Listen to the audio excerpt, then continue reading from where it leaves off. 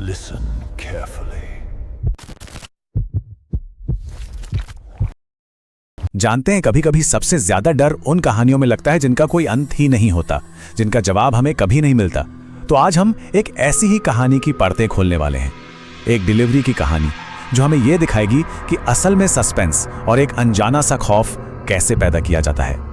और कहानी की शुरुआत बस यहीं से हो जाती है। कोई इंट्रोडक्शन नहीं, कोई वार्निंग नहीं, एक झटके में हम कहानी के बिल्कुल बीच में हैं। सोचिए, देर रात है, जोरों की तूफानी बारिश हो रही है और माहौल में एक अजीब सी बेचैनी है।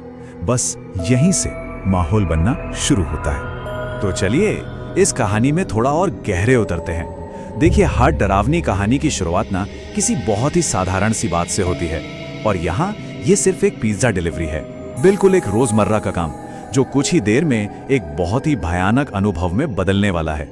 अब जरा इन हालात पर गौर कीजिए। हमारा जो मेन कैरेक्टर है इलियास, वो सिर्फ 17 साल का है। वक्त है देर रात का, मौसम एकदम तूफानी, और जगह एक ऐसी जगह है जहां मदद के लिए दूर दूर तक कोई नहीं है। ये सारी चीजें मिलकर उसे कितना अकेला और वल्नरेबल महसूस करा रही होंगी। डर के लिए इससे बेहतर स्टेज भला और क्या हो सकता है ना। तो अब देखते हैं कि कैसे ये एक मामूली सी सिचुएशन धीरे धीरे एक असली खौफ में बदल जाती है। देखिए, यहाँ कोई भूत प्रेत अचानक से सामने नहीं आ जाता, नहीं, डर पैदा होता है छोटे छोटे सुरागों से जो बस ये इशारा करते हैं कि कुछ बहुत ज्यादा गड़बड़ है। ये है पहला संकेत। पूरा का पूरा घर अंधेरे में डूबा हुआ है, सिवाय एक अकेली टिमटिमाती हुई रोशनी के। अब इसका क्या मतलब निकालें? क्या घर में कोई है या नहीं? और अगर कोई है भी तो वो इस तरह अंधेरे में क्यों छुपा बैठा है? पहला सवाल दिमाग में आ चुका है। और तभी ये नजर आता है एक और पिज्जा बॉक्स जो बारिश में पूरी तरह भीग चुका है। अब जो बेचैनी थी ना, वो और बढ़ जाती है। क्या कोई और भी डिलीवरी करने आया था, या फिर वो कभी यहां से वापस ही नहीं जा पाया? सोचिए, एक इतनी छोटी सी चीज कहानी में कितना डरावना मोड़ ले आती है। तो अब ये सिर्फ कोई शक नहीं रहा, ये बात पक्की हो गई है, अंदर कोई है और वो देख रहा है। लेकिन ये कोई स्वागत करने वाला इशारा नहीं है, नहीं, ये छिप कर देखने जैसा है, जैसे कोई नजर रख रहा हो। और ये नजर रखे जाने का एहसास अब बहुत गहरा हो गया है।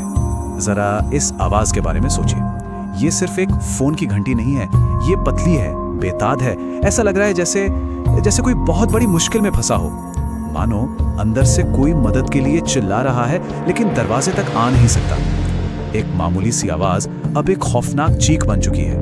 और अब आता है वो पल जहां सब कुछ बदल जाता है।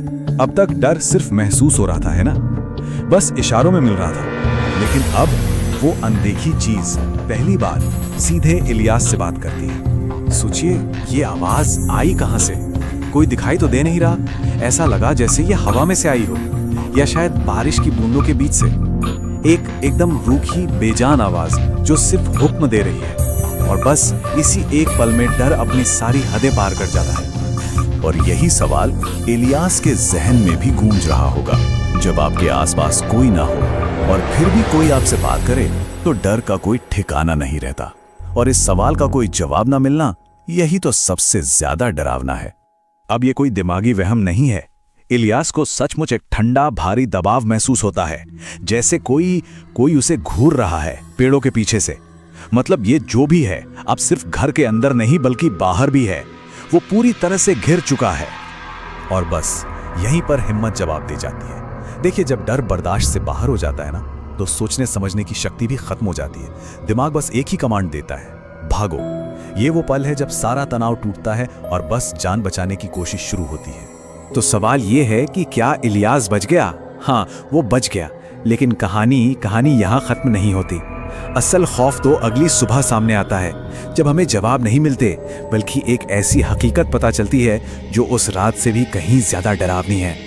ये है वो सच जो सब कुछ बदल कर रख देता है। सिर्फ एक नंबर जो इलियास के उस अनुभव को एक भयानक सच्चाई में बदल देता है। वो घर जहां रोशनी जल रही थी, जहां से आवाज आई थी, वो पिछले 10 सालों से पूरी तरह वीरान पड़ा था। तो फिर वहां कौन था? और फिर आता है आखिरी और सबसे डरावना सबूत। इलियास ने जो ताजा पिज्जा वहां छोड़ा था, वो गायब है, और उसकी जगह पर एक बहुत पुराना सड़ा गला फफूंद लगा डिब्बा पड़ा है। ये तो नामुमकिन है। और यही बात ये साबित करती है कि उस रात वहां जो भी था वो इंसान तो नहीं था। और बस कहानी हमें इन्हीं सवालों के साथ अकेला छोड़ देती है। कोई जवाब नहीं मिलता, क्योंकि जानते हैं सबसे बड़ा डर जवाबों में नहीं होता, बल्कि इन खाली जगहों में छिपा होता है।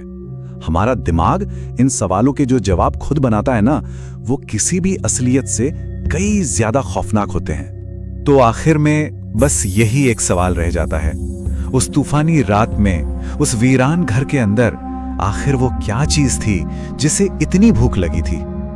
कहानी इसका जवाब हमें कभी नहीं देती, और शायद इसीलिए ये खौफ हमेशा हमारे साथ रह जाता है।